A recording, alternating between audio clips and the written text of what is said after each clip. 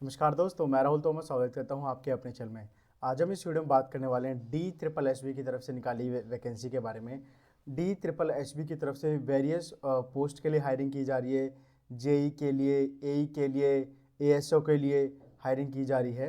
तो अगर आप भी इस वैकेंसी के लिए इंटरेस्टेड हैं और सारी इन्फॉर्मेशन जानना चाहते हैं, एज क्राइटेरिया, फ़ीस कितनी है, कैसे सिलेक्शन होगा, क्या पेपर होगा, क्या डेट्स हैं, इसकी सारी चीज़ें आपको पता चलेंगी। तो मेक श्योर करना कि वीडियो को शुरू से लेकर एंड तक ज़रूर देखें। और हमने इस वीडियो में आपको डायरेक्टली ऑफिशियल नोटिफिकेशन के थ्रू बताया ताकि कोई भी चीज़ रह ना जाए, ठीक है। और ऑफिशियल नोटिफिकेशन का लिंक आपको डिस्क्रिप्शन में भी मिल जाएगा, तो पहले वीडियो देख लीजिए, बाद में नोटिफिकेशन भी पढ़ सकते हैं डाउनलोड करके, ठीक है। सबसे पहले तो डी ट्रिपल एस बी की तरफ से जो वैकेंसी निकाली गई है, जिसमें कि आप यहाँ पे देख सकते हैं legal assistant, assistant engineer civil, junior engineer civil, और यहाँ पे असिस्टेंट सेक्शन ऑफिसर की, जिसे हम कहते हैं एएसओ, जो कि आपने सीजीएल में एएसओ की जॉब बहुत ज़्यादा सुनी होगी, तो उसकी जॉब वैकेंसी यहाँ पे निकाली गई है। बात कर लेते हैं यहाँ पे जो इंपॉर्टेंट डेट्स हैं। तो जो एप्लीकेशन स्टार्ट हो रहे हैं वो 24 फरवरी से, यानी कि कल से ही स्टार्ट हो चुके हैं। और ये लास्ट डेट जो इसकी रहेगी ये 25 मार्च तक रहेगी, रात के 11:59 तक। यहाँ तक आपकी स्टार्ट डेट से एंड डेट रहने वाली है। पोस्ट मैंने आपको बता दी किसके लिए हायरिंग निकली है, एप्लीकेशन डेट मैंने बता दी। यहाँ पर वैकेंसीज देख सकते हैं कैटेगरी वाइज और पोस्ट वाइज यहाँ पे, और डिपार्टमेंट वाइज और पे लेवल वाइज वैकेंसी यहाँ पे बताई गई हैं। यहाँ पे नेम ऑफ पोस्ट बताया गया, जैसे कि legal assistant in Delhi pollution control committee, पे लेवल 6 रहेगा इसका। यूआर जनरल की 3 है, ओबीसी की 1 है, SC/ST की 1 भी नहीं है, ईडब्ल्यूएस की 1 है। टोटल 5 वैकेंसीज इसमें निकाली गई हैं। बात कर लेते हैं अगर हम legal assistant in Delhi urban shelter improvement board में, इसमें पे लेवल है 7 की जॉब है। यूआर की 2 हैं, ओबीसी 0, SC 0, ST 0, ईडब्ल्यूएस 0, 2 ही वैकेंसी यहाँ पे निकाली गई हैं। इस तरीके से आप सारी पोस्ट की अगर देखेंगे, और यहाँ पे सबसे जो इम्पॉर्टेंट पोस्ट है जिसके लिए बहुत सारे लोग अप्लाई करने वाले हैं और जिसकी वैकेंसी बहुत ज़्यादा है, वो है एएसओ की जॉब, असिस्टेंट सेक्शन ऑफिसर की, जिसकी टोटल वैकेंसी जो है 576 यहाँ पे वैकेंसी रहने वाली है। और सारी पोस्ट और सारे डिपार्टमेंट को मिला के अभी जो वैकेंसी आप देखेंगे तो टोटल यहाँ पे हायरिंग की जा रही है। 911 वैकेंसी यहाँ पर हैं जिनके लिए आप अप्लाई कर सकते हैं।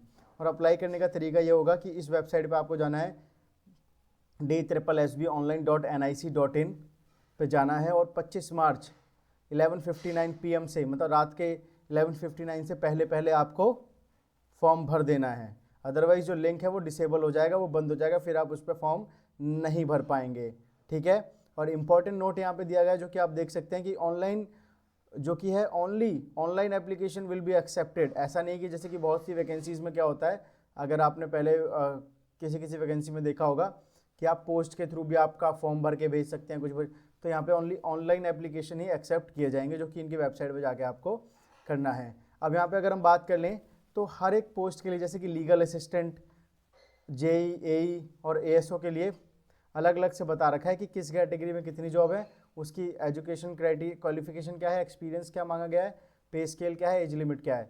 एक दो की डिस्कस कर लेते हैं, फिर एएसओ की बताते हैं आपको, ठीक है। यहाँ पे जैसे कि आप देखिए, name of department Delhi pollution control committee में यहाँ पे नेम ऑफ पोस्ट है लीगल असिस्टेंट। यहाँ पे कैटेगरी वाइज पोस्ट दे रखे हैं, आप यहाँ पे पढ़ सकते हैं। जिसके लिए एजुकेशन क्वालिफिकेशन जो मांगी गई है, degree in law from a recognised university, किसी भी रिकॉग्नाइज्ड यूनिवर्सिटी से आपने लॉ की डिग्री की होनी चाहिए, और 3 years experience as legal practitioner और 1 year experience in legal work in a government department.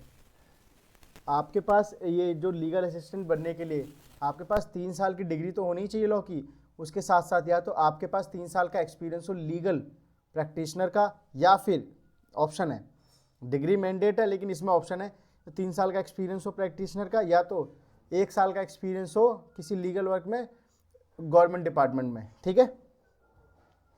तो बात करेंगे अब यहाँ पे एक्सपीरियंस के बारे में। तो as mention in essential education qualification, experience already ऊपर मेंशन कर दिया, आप देख सकते हैं। पे स्केल यहाँ पे आपका 35,400 से 1,12,400 के बीच में रहने वाला है, जो कि पे लेवल 6 की आपकी जॉब रहेगी, ग्रुप बी की रहेगी, नॉन गेजेटेड पोस्ट आपकी रहने वाली है। यहाँ पे एज लिमिट की बात करें तो मैक्सिमम एज लिमिट बताई गई जो कि है 18 साल। एज रिलैक्सेशन प्रोवाइड किया जाएगा, जो कि मैं अभी आपको वीडियो में आगे बता दूंगा, पैराग्राफ 8 ये बता रहा है, वहाँ पे भी हम बता देंगे कितना एज रिलैक्सेशन प्रोवाइड किया जा रहा है, ठीक है। तो इसी तरीके से सारे के सारे डिपार्टमेंट, पोस्ट और उनकी कैटेगरी वाइज, उनकी एजुकेशन क्वालिफिकेशन, एक्सपीरियंस, उनका पे स्केल, एज लिमिट, सारी चीज़ें दी गई हैं, आप पढ़ सकते हैं। ये लीगल असिस्टेंट के बारे में ही है। हम तीसरे पे चलते हैं, ये भी लीगल असिस्टेंट के बारे में है। अलग अलग डिपार्टमेंट में जो लीगल असिस्टेंट की निकाली गई है, ये फोर्थ भी लीगल असिस्टेंट के लिए है। और ये है आपका असिस्टेंट इंजीनियर सिविल के लिए, जिसे एई कहते हैं। इसके लिए हम एक बार बता देते हैं आपको। नंबर ऑफ वैकेंसीज आप यहाँ पे पढ़ सकते हैं, पोस्ट का नाम पढ़ सकते हैं। दिल्ली जल बोर्ड में वैकेंसी निकली गई है। Education qualification, degree in civil engineering from a recognised university, ठीक है। किसी भी रिकॉग्नाइज्ड यूनिवर्सिटी से आपने सिविल इंजीनियरिंग में डिग्री की होनी चाहिए, और कुछ भी नहीं मांगा गया है इसके साथ, बस आपके पास डिग्री होनी चाहिए और कुछ नहीं। आप पेपर दे सकते हैं इसका, ठीक है। एक्सपीरियंस नील, कुछ भी एक्सपीरियंस नहीं मांगा गया है। पे स्केल आप देख सकते हैं, एज लिमिट मैक्सिमम 30 साल रखी गई है। और इसमें भी रिलैक्सेशन के लिए कि उम्र में छूट के लिए पैराग्राफ 8 पढ़ सकते हैं, जो कि मैं आपको आगे दिखा दूंगा। तो आप देख सकते हैं असिस्टेंट इंजीनियर, ये भी एई की है, दिल्ली एग्रीकल्चर मार्केटिंग बोर्ड में। इस तरीके से सबके एजुकेशन क्वालिफिकेशन, पे स्केल, एक्सपीरियंस, सारी चीज़ें बताई गई हैं। ये भी जेई की है। बाकी हम आगे चलते हैं, आपको अब एएसओ की बता देते हैं। ये रही असिस्टेंट सेक्शन ऑफिसर, जिसकी वैकेंसी सबसे ज़्यादा निकाली गई है। टोटल वैकेंसी आप देखेंगे तो 576 वैकेंसी तो इसी की निकाली गई है यहाँ पर, ठीक है। अब नंबर ऑफ वैकेंसीज़ की तो बात कर ली, कैटेगरी वाइज भी आप देख सकते हैं वैकेंसीज यहाँ पे दी गई हैं। एजुकेशन क्वालिफिकेशन, बैचलर डिग्री करी हो किसी भी यूनिवर्सिटी से, किसी रिकॉग्नाइज यूनिवर्सिटी से, ठीक है, इंडिया की। और उस कोई भी मैंडेट नहीं है कि कोई स्पेसिफिक स्ट्रीम होनी चाहिए, बीए, बीकॉम, बीएससी कुछ भी किया हो। कोई भी एक्सपीरियंस नहीं मांगा गया है। पे स्केल 44,900 से 1,42,000, जो कि पे लेवल 7 की जॉब रहने वाली है। ग्रुप बी की ये जॉब आपकी रहेगी। एज इसमें 21 से 30 साल के बीच की एज मांगी गई है। एज रिलैक्सेशन आपको प्रोवाइड किया जाएगा इसमें आपकी कैटेगरी के अकॉर्डिंगली। तो इस तरीके से एएसओ के बारे में अलग अलग डिपार्टमेंट का भी यहाँ पे बताया हुआ है, तो आप उसके बारे में पढ़ सकते हैं। अब हम यहाँ पे बात कर लेते हैं, जैसे कि आप डिसेबिलिटीज़ के बारे में बात करेंगे। तो डिसेबिलिटीज़ जैसे कि कौन कौन लोग अप्लाई कर सकते हैं या कौन डिसेबिलिटी में आते हैं, तो आप ये थोड़ा डिटेल में पढ़ सकते हैं। डिस्क्रिप्शन में आपको लिंक मिल जाएगा ऑफिशियल नोटिफिकेशन का, पढ़ लीजिएगा। और सबकी जो शॉर्ट फॉर्म है, शॉर्ट फॉर्म जो दी गई है वो यहाँ पे नीचे आप देख लीजिए। B for blind, L for low vision, D for deaf, H for hard of hearing, कौन कौन अप्लाई कर सकता है वो सारी इन्फॉर्मेशन यहाँ पे प्रोवाइड की गई है, ठीक है। ये देखिए, इन द डिटेल्स ऑफ सब categories of person with benchmark disabilities PWD R S follows, कि आप इन में से अगर कोई भी डिसेबिलिटी है तो आप अप्लाई कर सकते हैं। और फुल फॉर्म आप यहाँ नीचे से देख सकते हैं अगर आपको ऊपर समझ में नहीं आता है, ठीक है। एलिजिबिलिटी क्राइटेरिया की बात करेंगे तो सिटीज़न होना चाहिए इंडिया का जो भी अप्लाई कर रहा है। और यहाँ पे जो भी एजुकेशन क्वालिफिकेशन, एक्सपीरियंस वगैरह ऊपर मेंशन किया गया था वो कंप्लीट होने चाहिए। और यहाँ पे as education qualification, as, experience, ये सारी चीज़ जो ऊपर बताई गई हैं। और अप्लाई करने का तरीका तो मैं ऑलरेडी आपको बता ही चुका हूँ कि अप्लाई करने का तरीका क्या है। वेबसाइट पर जाना है आपको, फिर पोर्टल पर रजिस्ट्रेशन करना है। ऑनलाइन मोड पे है, किसी और मोड के थ्रू आप नहीं कर सकते हैं। और यहाँ पे एक चीज़ और बताई गई है कि एक बार अगर आपने फॉर्म भर दिया एसएससी में, जैसे कि आपने देखा होगा कि आपको उसमें चेंजेस करने का ऑप्शन मिलता है। चेंजेस करने से मेरा मतलब ये है कि आप चेंज कर पाते हैं, कुछ गलती हो जाती है तो करेक्शन कर पाते हैं, लेकिन इसमें करेक्शन की विंडो नहीं ओपन होती है। तो एक बार जब भर लेंगे तो अच्छे से प्रीव्यू कर लीजिएगा सबमिट करने से पहले, अदरवाइज़ बाद में फिर कुछ भी चेंज नहीं कर पाएंगे उसमें। बात कर लेते हैं मोस्ट इंपॉर्टेंट चीज़ की, आखिर फीस कितनी लगने वाली है भाई, ये तो बता दो। यहाँ पे तो मैं बताना चाहूँगा, वैसे तो 100 रुपये फीस है, लेकिन वो ओनली जनरल के लिए है और ओबीसी के लिए है, और आई थिंक ये ईडब्ल्यूएस के लिए भी है। जनरल, ओबीसी और ईडब्ल्यूएस के लिए 100 रुपये है। अदरवाइज़ अगर आप वुमेन हैं किसी भी कैटेगरी से, फीमेल अगर आप ओबीसी जनरल से भी हैं तो भी आपकी नहीं लगेगी। और अगर फीमेल मेल कुछ भी हैं आप, schedule caste, SC ST PWD और या एक्स सर्विसमैन है, तो इनको फीस बिल्कुल भी नहीं भरनी है। तो मे भी आप कंफ्यूज हो गए होंगे, मैं ये बताता हूँ कि अगर आप जनरल, ओबीसी और ईडब्ल्यूएस के मेल हैं, मेल कैंडिडेट हैं, पुरुष हैं, तो आपको 100 रुपये भरने हैं, अदरवाइज और किसी को 100 रुपये नहीं भरने हैं। और यहाँ पे ओनली SBI ई-पे के थ्रू आप पेमेंट कर सकते हैं और किसी मेथड के थ्रू पेमेंट एक्सेप्ट नहीं की जाएगी, और अगर एक बार पेमेंट हो जाती है तो वो किसी भी केसेस में रिफंड नहीं आएगी। ठीक है, ये बता दें। और यहाँ पे एग्जामिनेशन स्कीम के बारे में बताया कि आखिर भाई साहब इस एग्ज़ाम कंडक्ट होगा कैसे, एग्ज़ाम में क्या क्या चीज़ें होंगी, क्या क्या चीज़ें नहीं होंगी, वो सारी चीज़ें इसमें बताई गई है। तो देखिए लीगल असिस्टेंट के लिए यहाँ पे आप देखेंगे तो टीयर 1 होगा, टोटल क्वेश्चन हो MCQ क्वेश्चन होंगे 200, मार्क्स भी 200 होंगे, टोटल 200 हो गया। और जिसमें कि आप सब्जेक्ट यहाँ पे पढ़ सकते हैं जनरल अवेयरनेस, जनरल इंटेलिजेंस, जिसे रीजनिंग कहते हैं, मैथ कहते हैं, test of Hindi language and comprehensive, test of English language and comprehension, ये आपका 100 क्वेश्चन 100 मार्क्स का, 20 मार्क्स ईच, इस तरीके से। सेक्शन बी भी आप यहाँ पे पढ़ सकते हैं। तो टीयर 1 होगा इसमें आपका, टीयर 1 में ये सारी चीज़ें हैं, टीयर 1 में 2 सेक्शन होंगे। फिर टीयर 2 होगा जिसमें कि objective type multiple choice question 0-1 mark each covering the entire syllabus of the qualifying subject. ये मतलब जो क्वालिफाइंग सब्जेक्ट है उसका पूरा का पूरा सिलेबस होगा इसमें, मतलब दोबारा से आपको यही सब पढ़ना पड़ेगा। तो आप कह सकते हैं ये जो पहला टीयर 1 है क्वालिफाइंग है, दूसरे से आपकी मेरिट बनेगी। तो इसी तरीके से आप देखेंगे तो AE और JEE के लिए आप देख सकते हैं टीयर 1 होगा इसमें, जिसमें कि पहले टीयर में टेक्निकली हो जाएगा, 3 घंटे का होगा, 100 क्वेश्चन 100 मार्क्स के होंगे।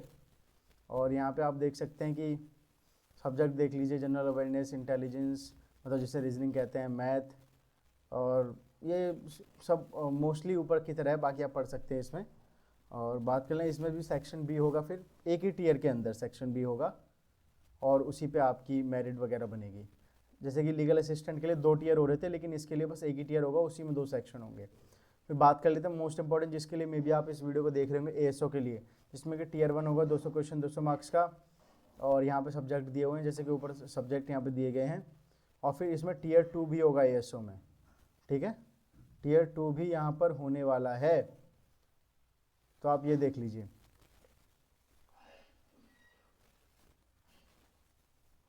टीयर 2 में क्या होगा, ये तो आपके हो गए ही एग्ज़ाम, उसके साथ साथ पार्ट 2 भी होगा इसी में डिस्क्रिप्टिव का। ठीक है, डिस्क्रिप्टिव का भी आपका टीयर 2 में ही हो जाएगा। तो बात कर ली हमने एग्ज़ाम आखिर कैसा होना है और क्या सब्जेक्ट्स आएंगे, बाकी आप डिटेल में पढ़ लीजिएगा। डिस्क्रिप्शन में लिंक मिल जाएगा ऑफिशियल नोटिफिकेशन का इस वीडियो के बाद, तो उसके लिए आप निश्चिंत रहिए, घबराइएगा मत बिल्कुल भी। और यहाँ पे जो आपका एग्ज़ाम होगा वो दोनों लैंग्वेज में आप देख सकते हैं, हिंदी और इंग्लिश दोनों ही लैंग्वेज में दे सकते हैं। ऐसा ज़रूरी नहीं है कि हिंदी सेलेक्ट कर ली थी फॉर्म भरते हुए तो हिंदी में ही आएगा, इंग्लिश सेलेक्ट कर ली थी तो इंग्लिश में ही आएगा, किसी भी लैंग्वेज में दे सकते हैं। बस जो लैंग्वेज का पेपर होगा, जो हिंदी या इंग्लिश का पेपर होगा, वो भाई साहब अपनी लैंग्वेज में आएगा। इंग्लिश का पेपर है तो इंग्लिश में आएगा, हिंदी का है तो हिंदी में आएगा। अदरवाइज और सारे जो सब्जेक्ट्स होते हैं वो दोनों लैंग्वेज में साथ में आएंगे। ठीक है, और यहाँ पे देख सकते हैं कोई भी प्रोविज़न नहीं है री इवेल्यूएशन है, री चेकिंग ऑफ आंसर शीट। अगर आप कहते हैं कि मेरी आंसर शीट में कुछ गड़बड़ी है या मैंने बहुत अच्छा किया था, ये DSSS ने मुझे पास कैसे नहीं किया, मेरी जॉब कैसे नहीं लगी, मुझे अपनी आंसर शीट चेक करानी है, तो ऐसा बिल्कुल भी नहीं होगा, पहले से इन्होंने बता दिया है। और यहाँ पे 0.25 मार्क्स की नेगेटिव मार्किंग भी होगी। ठीक है, negative marking will be applicable and deduction of 0.2 will be made for each wrong multiple choice question answer, MCQ answer of 1 mark question, and deduction of 150 mark will be made for each wrong multiple choice question answer of 2 marks question। अच्छा, यहाँ पे इस तरीके से बताया गया, मैं बता देता हूँ कि 1/4 की यहाँ पे नेगेटिव मार्किंग होगी। अगर आपका जो क्वेश्चन है वो 1 नंबर का है तो उसका 1/4 हिस्सा होगा, 0.25, उतने की नेगेटिव मार्किंग है। अगर आपका क्वेश्चन किसी पेपर, मतलब यहीं पे किसी पेपर में 2-2 मार्क्स के अगर क्वेश्चन है तो उसमें 0.5 की नेगेटिव मार्किंग होने वाली है। और जिस भी पोस्ट में अगर स्किल टेस्ट वगैरह बताया गया है तो उसके बाद आपका स्किल टेस्ट भी होगा। पोस्ट प्रेफरेंस भरना ना भूलें, क्योंकि अगर आपने नहीं भरी होगी और आपका सिलेक्शन हो भी गया, मेरिट में आ गए और आपने पोस्ट प्रेफरेंस नहीं भरी थी, तो माना जाएगा आप जॉब करना नहीं चाहते और आपको जॉब नहीं दी जाएगी। ठीक है, तो ये बड़े ध्यान से पढ़ लीजिएगा भाई, इसको बड़ा सा स्टार बना दूँ एक। ठीक है, ये ध्यान से कर लेना आपको। इसके बाद मोड ऑफ सिलेक्शन बता दिया मैंने आपको, कंप्यूटर बेस्ड एग्जामिनेशन है और अगर ज़रूरत पड़ेगी तो मार्क्स को नॉर्मलाइज भी किया जाएगा, उसके बेसिस पे मेरिट बनेगी, उसी पे आपका सिलेक्शन यहाँ पे होने वाला है। और क्वालिफाइंग मार्क्स मैंने जो बताया था एक लीगल असिस्टेंट वगैरह में, वो जो क्वालिफाइंग वगैरह पेपर थे, तो आप ये इस तरीके से देख सकते हैं कि जिसमें भी ऊपर क्वालिफाइंग वाला था तो जनरल EWS को 40% लाने हैं, OBC को 35% लाने हैं, SC ST PH को 30% लाने हैं, इस तरीके से। Ex serviceman will be given 5% relaxation in the respective categories subject to a minimum of 30%। ठीक है, that is the rights to prescribe, इसे आप छोड़ सकते हैं। एक सेकेंड, मैं इंपॉर्टेंट चीज़ें आपको बता रहा हूँ। यहाँ पर रिजर्वेशन बेनिफिट्स के बारे में आप यहाँ पे पढ़ सकते हैं डिटेल में। जैसे कि EWS की कैटेगरी के लिए आप यहाँ पे पढ़ सकते हैं कि 2025 से 26 के फाइनेंशियल ईयर का EWS सर्टिफिकेट होना चाहिए EWS का, तभी माना जाएगा। OBC के बारे में भी यहाँ पे मेंशन किया गया है और SC ST सर्टिफिकेट के बारे में मेंशन किया गया। बाकी बात कर लें अगर एज रिलैक्सेशन की, जो कि पैराग्राफ 8 ऊपर लिखा हुआ था और ये रहा पैराग्राफ 8। अगर आप देखें तो यहाँ पे SC ST को ग्रुप B और C के लिए 5 साल, OBC ग्रुप B और C के लिए 3 साल, PWD ग्रुप B और C के लिए 10 साल, PWD plus SC ST for group B and C 15 साल, PWD plus OBC for group B and C 13 साल। और इस तरीके से आप देख सकते हैं departmental candidate for group post B up to 5 years from group B post, इस तरीके से आप यहाँ पे पढ़ सकते हैं। बाकी इंपॉर्टेंट आपके लिए ये रहने वाली है, ये डिपार्टमेंटल के लिए है, ये आपका एक्स सर्विसमैन के लिए है यहाँ पर कि period of military service plus 3 years, military में कितनी सर्विंग दी और प्लस 3 साल, इतना एज में रिलैक्सेशन मिल जाएगा। और ये सारी कैटेगरीज दी गई, इन सबको एज रिलैक्सेशन मिलेगा। Disable defence service, meritorious sport person, window, any specific age relaxation. ठीक है, तो ये एज रिलैक्सेशन की हमने बात कर ली है। इंपॉर्टेंट इंस्ट्रक्शन आप यहाँ से पढ़ सकते हैं, इसमें जस्ट आपको वही डिटेल में बताएगा हो कि टाइम से भर लीजिए, फॉर्म अच्छे से भरना है, अच्छे से चेक करना है, करेक्शन का ऑप्शन नहीं है, सारे डॉक्यूमेंट्स अपने पास रखने हैं, ये सारी चीज़ें यहाँ पे लिखी गई हैं। तो अब हम आगे चलते हैं और आगे आपको ले चलते हैं, कुछ चीज़ें अगर बकाया होंगी तो वो आपके साथ डिस्कस कर लेते हैं। ठीक है, ठीक है, जैसे कि हाँ, ये कि अप्लाई कैसे करना है आखिर और क्या चीज़ें ध्यान रखनी है। OARS पोर्टल पे पहले आपको रजिस्ट्रेशन करके फिर लॉगिन करना है, और जब आप DSSB OARS पोर्टल खोलेंगे तो 30 मिनट का सेशन टाइम होता है, उसके अंदर ही आपको अपना रजिस्ट्रेशन करना होगा, अदरवाइज़ टाइम आउट हो जाएगा और दोबारा से सारा प्रोसेस करना होगा। और जब डॉक्यूमेंट्स आप सबमिट करते हैं तो PAN card, voter ID, driving licence, passport में से कोई सा भी डॉक्यूमेंट जो आप कर रहे हैं उसे प्रॉपर्ली स्कैन करके JPG या JPEG फॉर्मेट में आपको करना है। और ये आपका जो भी डॉक्यूमेंट होगा 15 KB से ज़्यादा और 60 KB से कम होना चाहिए। और यहाँ पे कोई भी ब्लर फ़ोटो नहीं चलेगी, अगर ब्लर फ़ोटो करेंगे तो आपका डॉक्यूमेंट वो अपलोड नहीं होगा, या तो रिजेक्शन के भी चांसेस यहाँ पे हो सकते हैं।